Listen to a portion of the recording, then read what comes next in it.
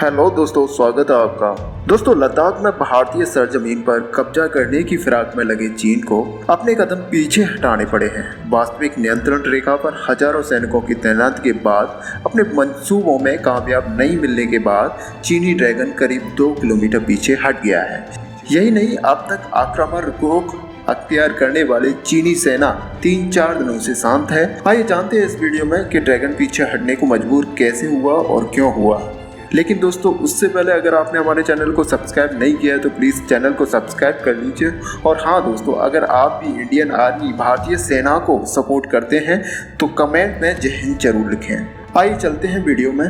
दोस्तों, लद्दाख समेत भारतीय सीमा के सभी प्रमुख स्थानों पर चीन इंच इंच आगे बढ़ने की रणनीति पर काम कर रहा है। चीन की ताज़ा हरकत भी इसी से जुड़ी हुई है। वहीं डोकलाम की तरह से इस बार भी चीन को उम्मीद थी कि वह भारतीय क्षेत्र पर कब्जा कर लेगा, लेकिन ऐसा होता नहीं दिख रहा है।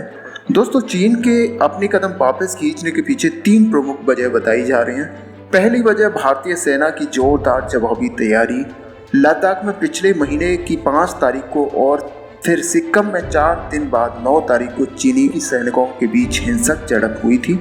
सिक्किम का विवाद तो नहीं बढ़ा, लेकिन लद्दाख में गलवान और प्योंगयांग सो लेक के पास LAC पर चीन ने आक्रामकता दिखाई और दबाव की रणनीति बनाई।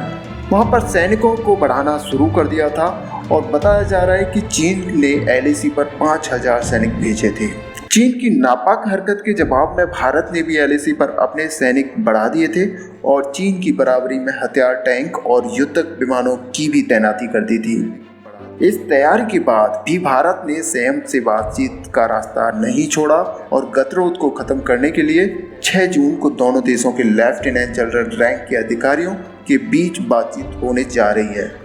बता दें कि इस विवाद की शुरुआत के बाद अब तक 10 दौर की बातचीत हो चुकी है और चीन के साथ हमेशा से यह रहा है कि उसके साथ अगर कोई देश नरमी से आता है तो वह चढ़ जाता है और अगर आप सख्त रवैया अपनाते हैं तो वो पीछे हट जाता है। चीन की गीदड़ धमकी देने की पुरानी आदत है, हालांकि ड्रैगन के साथ शक्ति दिखाने पर वह सही रहते हैं। चीन अपनी विस्तारवादी नीति को आगे बढ़ाने के लिए लगा हुआ है। चीन जो भारत के साथ कर रहा है वही जापान, ताइवान, वियतनाम जैसे अन्य पड़ोसी देशों के साथ भी कर चुका है। चीन के पीछे हटने की दूसरी वजह उसका आंतरिक संकट है।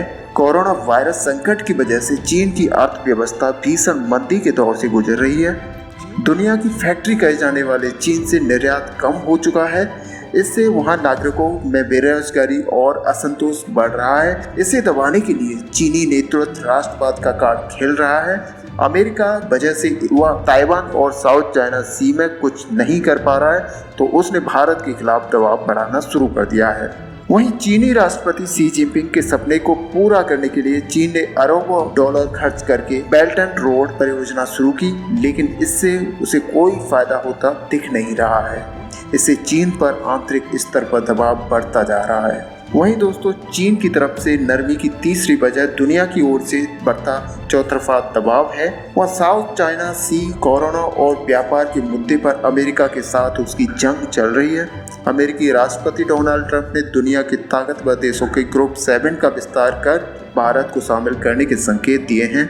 यही नहीं, जापान, वियतनाम, ऑस्ट्रेलिया और ताइवान चीन की विस्तारवादी नीति का लगातार विरोध कर रहे हैं। चौतरफा घिरा चीन इस समय दुनिया की सबसे बड़ी सेना रखने वाले भारत से जंग का खतरा मोल ले रहा है। चीन भारतीय बाजार को भी नहीं खोना चाहता, इसी वजह से उसे लद्दाख में अपने रुख में नरमी लानी पड़ी है। वैसे दोस्तों, आपका क्या मानना है, आप हमें कमेंट कर बता सकते हैं। अभी तक अगर आपने हमारे चैनल को सब्सक्राइब नहीं किया है तो प्लीज़ चैनल को सब्सक्राइब कर लें, वीडियो को लाइक और शेयर कर दें। मिलते हैं नेक्स्ट वीडियो में। धन्यवाद।